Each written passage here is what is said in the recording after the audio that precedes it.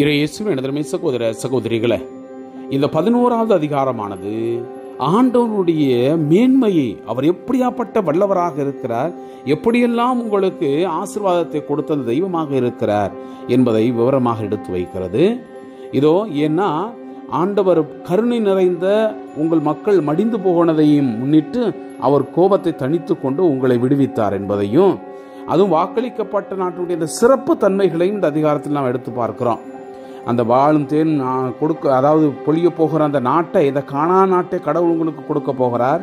அங்கு நீங்கள் எகிப்து நாட்டில் வாழ்ந்தது போல இங்கே வாழ போக மாட்டீங்க. இங்கே இன்னும் அதிகமான ஆசீர்வாதத்தோடு வாழுவீங்க. என கடவுளே உங்களை கண்காணிப்பவராக இருப்பார். உங்களுக்கு மழையை எல்லா விதத்திலும் அவர் அள்ளி கொடுப்பார். அது விளைச்சலை பெருக செய்வார்.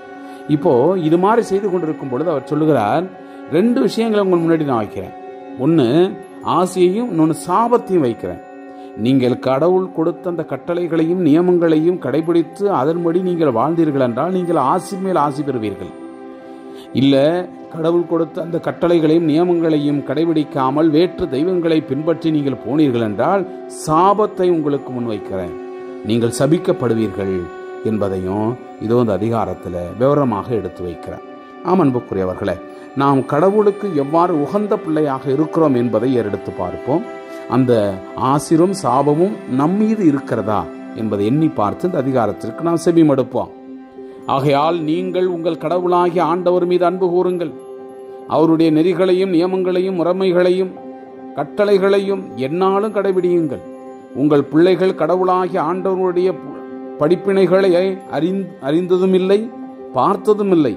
அவருடைய மாட்சி, வலிய கை, ஓங்கிய புயம் ஆகியவற்றையும் எகிப்திய மன்னனாம் பார்வோனுக்கும் அவனது நாடு முழுமைக்கும் எகிப்தில் அவர் செய்த எல்லா செயல்களையும், அவர் தம் அடையாளங்களையும், எகிப்திய படையையும், அவர்கள் குதிரைகளும் தேர்களும் உங்களை பின்தொடர்ந்து வருகையில் செங்கடலின் நீரை ஆண்டவர் அவர்கள் மேல் பொங்கி வரச் செய்து இந்நாள் வரை இருப்பது போல அவர்களை அழித்ததையும், நீங்கள் இந்த இடத்திற்கு வரும் வரை பாலை நிலத்தில் அவர் உங்களுக்கு செய்ததையும், ரூபனின் பேரர்களும் எலியாபின் அந்த புதல்வர்களுமான தாத்தானையும் அபிராமையும் அவர்கள் குடும்பங்கள், அவர்கள் கூடாரங்கள், அவர்களை பின்பற்றிய எல்லா உயிரினங்கள் ஆகியவற்றையும், இஸ்ரேலர் எல்லா நடுவிலும் நிலம் தன் வாயை பிளந்து விழுங்கும்படி செய்ததையும் ஆகிய எல்லாவற்றையும் எண்ணி பாருங்கள்.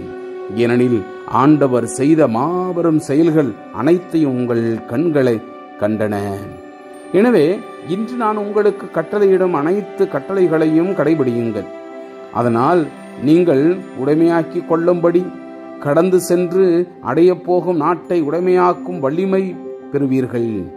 மேலும் உங்கள் மூதாதையருக்கும் அவர்கள் வழிமரபினருக்கும் கொடுப்பதாக ஆண்டவர் ஆணையிட்டு சொன்ன மண்ணில் நீங்கள் நெடுநாள் வாழ்வீர்கள். அது பாலும் தேனும் நிறைந்து வழியும் நாடு. ஏனெனில் நீங்கள் உடைமையாக்கி கொள்ளப் போகும் நாடு நீங்கள் விட்டு வந்த எகிப்து நாட்டை போன்ற அன்று.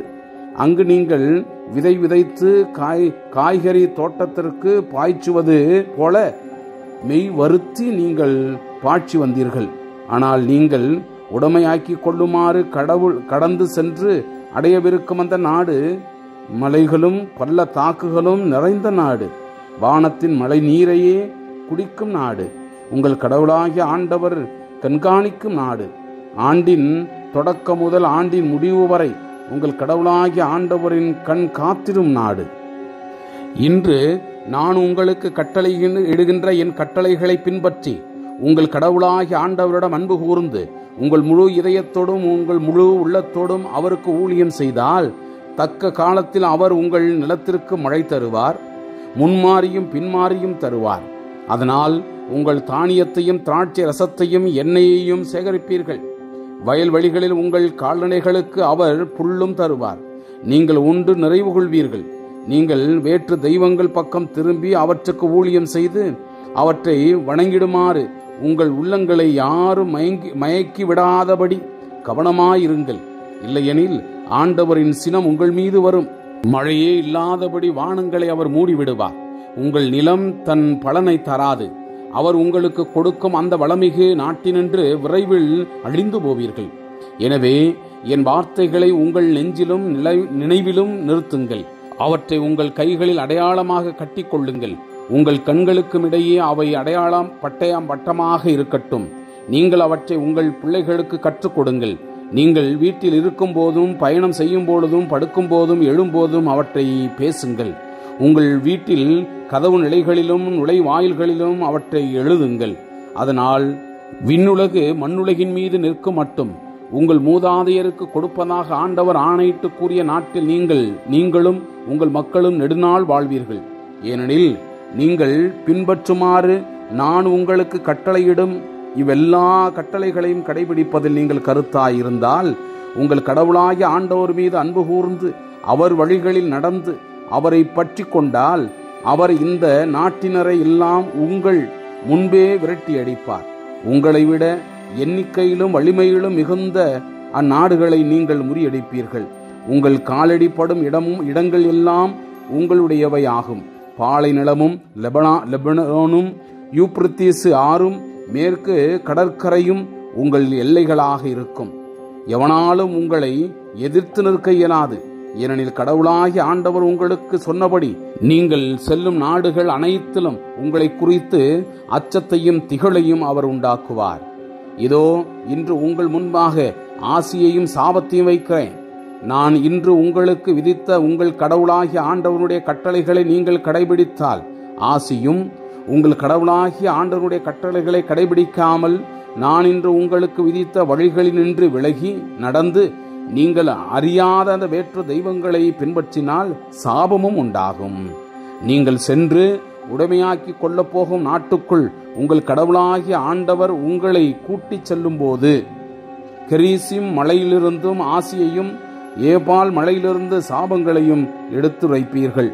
யோர்தானுக்கு அப்பால் சாலைக்கு மேற்கே கதிரவன் மறையும் திசையில் அரபாவில் வாழும் கானானியனுடைய நாட்டில் தில்காவிலுக்கு எதிர்ப்புறமாக மோரே தோப்பே அருகே அன்றே அவ்விடம் உள்ளது.